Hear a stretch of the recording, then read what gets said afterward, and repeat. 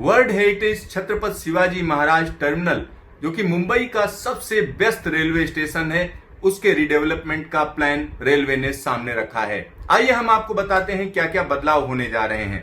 तो यहाँ पर ये जो बिल्डिंग है उसको यहाँ पर दिखाया गया है कि किस तरीके से ये वर्ल्ड हेरिटेज बिल्डिंग है। सबसे खास बात है क्योंकि वर्ल्ड हेरिटेज बिल्डिंग है, काफी पुरानी बिल्डिंग है। तो ये जो हिस्सा आप देख रहे हैं ये मुंबई का सबसे प्रसिद्ध रेलवे स्टेशन है। अब इसमें बदलाव होने जा रहे हैं और जब अंग्रेज यहाँ पर काबिज थे तब उन्होंने इसको डिजाइन किया था और जो पहली ट्रेन थी मुंबई में वो हम कह सकते हैं कि 1853 में चलाई गई थी और उसके बाद मुंबई में तमाम डेवलपमेंट हुए। आज का मुंबई पुराने मुंबई से काफी फर्क है और यहाँ पर जो डिजाइन किया गया था, जो स्टेशन को डिजाइन जिस अंग्रेज ने किया वो थे फ्रेडरिक विलियम स्टीवेंस।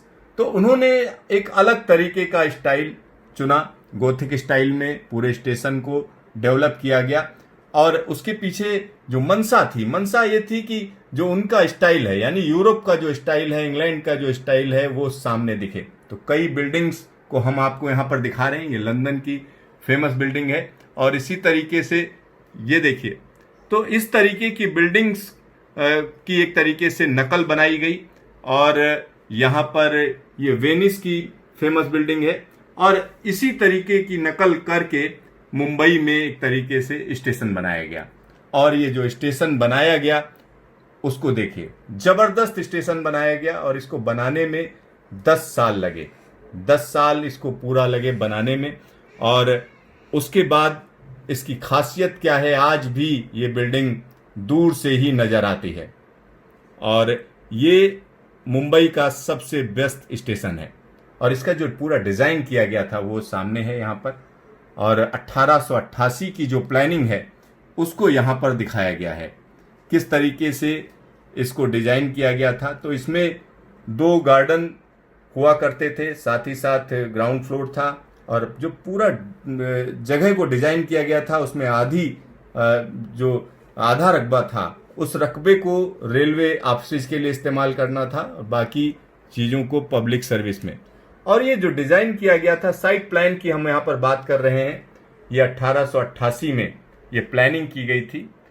ये इनिशियल प्लानिंग थी कि किस तरीके की बिल्डिंग होगी, क्या क्या होगा, उसको यहाँ पर दिखाया गया है। और उसके बाद 1906-1910 में के दौरान कुछ बदलाव किए गए, उसको यहाँ पर आप देख सकते हैं। उसके बाद 1929-1930 में जो बदलाव किए गए उसको यहाँ पर दिखाया गया है।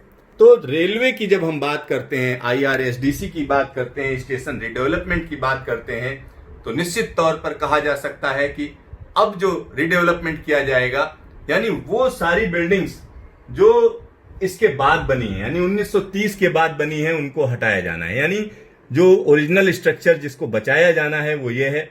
यहाँ पर हम कह सकते हैं कि जो छत्रपति शिवाजी महाराज टर्मिनस में जो विक्टोरिया टर्मिनल जिसको आप बोलते हैं मेन बिल्डिंग, उसको बचाया जाना है, साथ ही साथ ये ऑफिसेज बचे रहेंगे।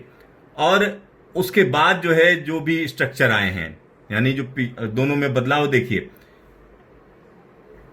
ये 1930 के बाद आए हैं। 1930 के बाद जो बिल्डिंग आई हैं, जो चीजें स्ट्रक्चर आए हैं वो सारे हटाए जाने हैं। तो ये 1934 का प्रोजेक्ट का जो बर्ड आई व्यू है तब क्या स्थिति थी ये आप देख सकते हैं। ये पुरानी फोटो है 1934 की और ये ऊंचाई से ली गई है। तब क्या स्थिति थी उस रेलवे स्टेशन की और आज क्या है। चलिए आज की बात करते हैं कि स्टेशन डेवलपमेंट के लिए पूरा का पूरा प्लान किया गया। इसमें आप देख सकते हैं जो रेड कलर है ये 1888 में ये जगह बन चुकी थी। उसके बाद 1910 में ब्लू और उसके बाद की अगर हम बात करते हैं येलो, तो 1930 और 1929 में येलो कलर की बिल्डिंग आ चुकी थी। उसके बाद का जितना कंस्ट्रक्शन है जिसमें ग्रीन और मजेंटा कलर या हम कह सकते हैं और जो कलर हैं वो सारे के सारे हटाए जाने हैं। तो यहां पर अब जो प्लानिंग की गई है, प्लानिंग के हिसाब से अगर हम देखें तो इसमें तमाम चीजें हैं सामने। जनरल साइट स्ट्रेटजी बनाई गई है किस तरीके से क्या किया जाएगा। तो IRSDC ने जो प्लानिंग की है उसके हिसाब से यहाँ पर मल्टी मॉडल हब बनेगा, साथ ही साथ मेन लाइन स्टेशन अलग रहेगा। और इसके अलावा हम कह सकते हैं कि जो हार्बर लाइन है उसको भी दूसरी जगह ले जाया जा रहा है, यानी इसी बिल्डिंग में आसपास ले जाया जा रहा है।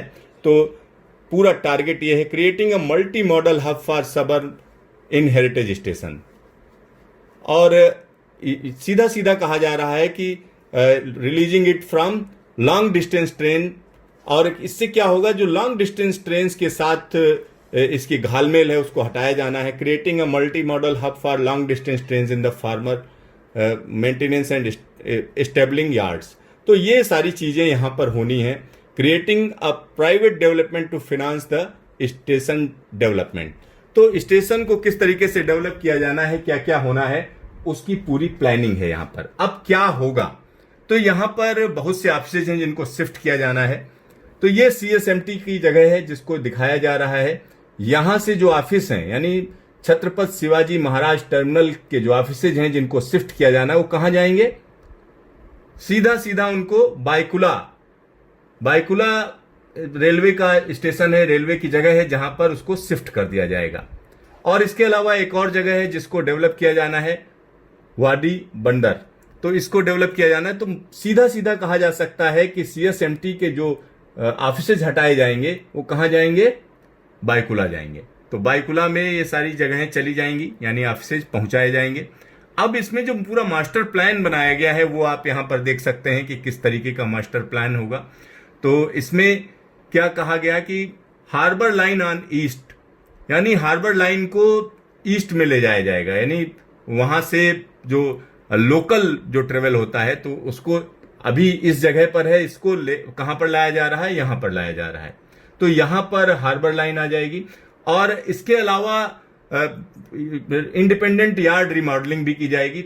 इस तरीके की तमाम चीजें की जाएंगी। DRM ऑफिस कहां चला जाएगा, बायकुला चला जाएगा। मतलब CSMT से DRM ऑफिस भी शिफ्ट कर जाएगा, तमाम और चीजें जो है वो सारी शिफ्ट कर दी जाएंगी।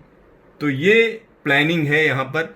और इस प्लानिंग को आप समझ सकते हैं कि किस तरीके से तमाम चीजें की जानी है। और ये जो ब्लू कलर आप देख रहे हैं ये सारा का सारा कमर्शियल स्पेस बनेगा, यानी यहां पर कमर्शियल स्पेस रहेगा।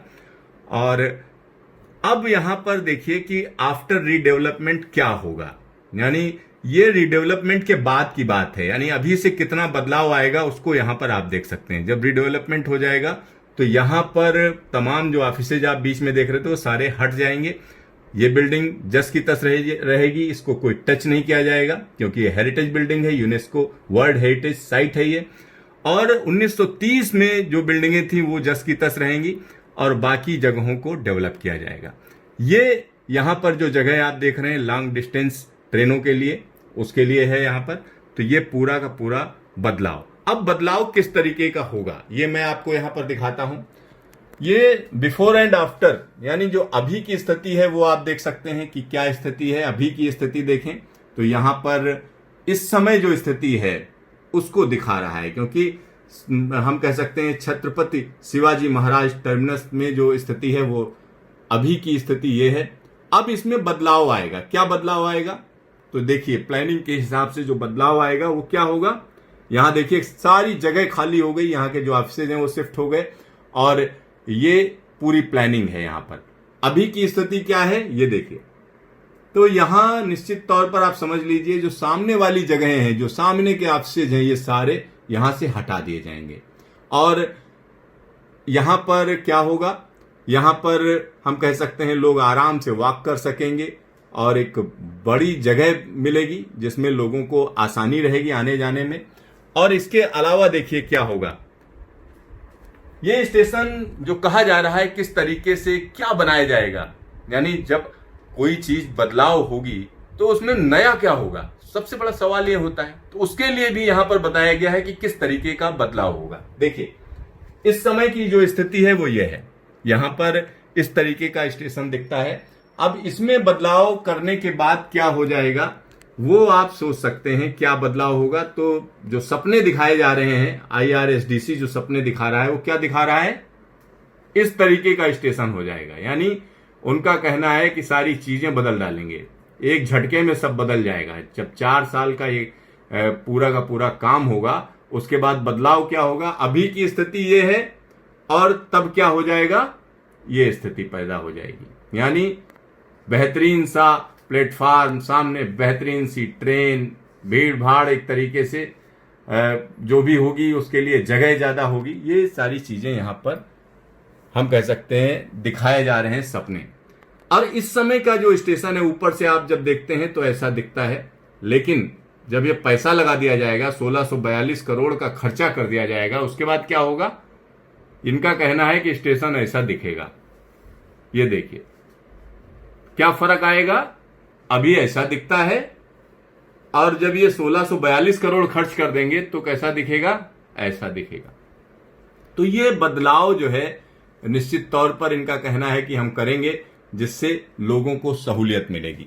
और एक और चीज है, जिस तरीके के एंट्रेंस, मतलब जो लॉन्ग डिस्टेंस ट्रेन के लिए जो जगह है, वो स्टेशन पूरी तरीके से बदला जाना है, उसमें भी काफी बदलाव होने हैं।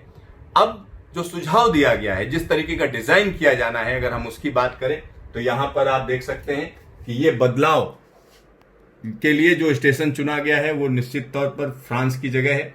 फ्रांस की जो जगह है उस हिसाब से किया जाएगा। अब कॉन्सेप्ट क्या किया गया है कि ऐसा इस तरीके का हम कह सकते हैं कि एक फ्रंट होगा या ओपनिंग होगी कि आराम से बड़ी जगह होगी।